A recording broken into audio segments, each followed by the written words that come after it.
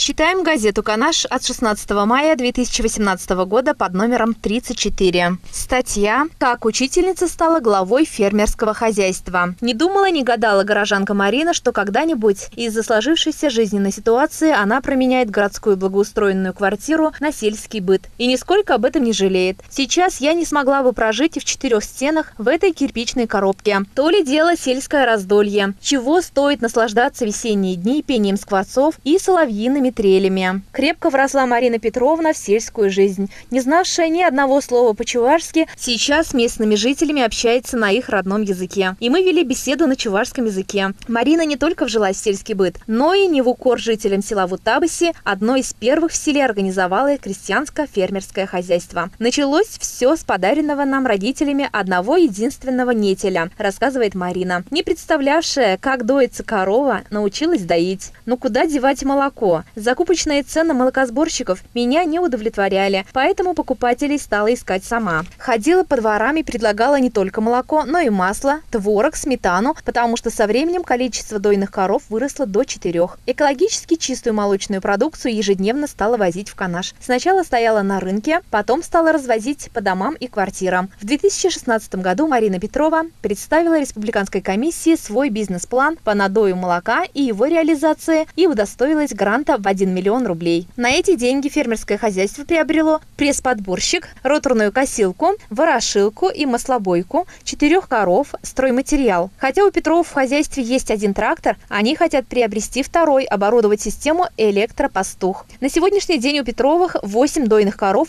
3 быка и 8 бычков, овцы романовской породы. По бизнес-плану в хозяйстве Марины в течение 5 лет количество дойных коров должно вырасти до 12. Марина, скотина у вас достаточно, но им ведь столько корма надо. Кроме своих личных участков, арендуем у сельчан. 5 гектаров земли обещает предоставить в аренду Вутабысинская сельская администрация. Надо и за скотиной ухаживать, и в Канаш ежедневно возите свою продукцию, как вы успеваете. Помогают мои родители, дети. Столько посуды надо перемыть, ужас. Ежедневно надаиваем более центнера молока. Его же надо переработать, готовить творог, сметану, сбить масло. За скотиной ухаживает муж Андрей. Ему в помощь наняла 2 работников из местных. Приходится крутиться-вертеться. Много ли покупателей в Канаше? Вы ведь доставляете им молочную продукцию прямо на дом. Специально не подсчитывала, но где-то 70-80. Я завела специально журнал, кому что привезти и в какой день. Звонят каждый день, просят привезти кому молоко, кому творог или сметану, только что взбитое сливочное масло. Вот так каждый день. Детей сколько, Марина? 2. Сын Ваня учится в 9 классе, дочь Ксюша в 4.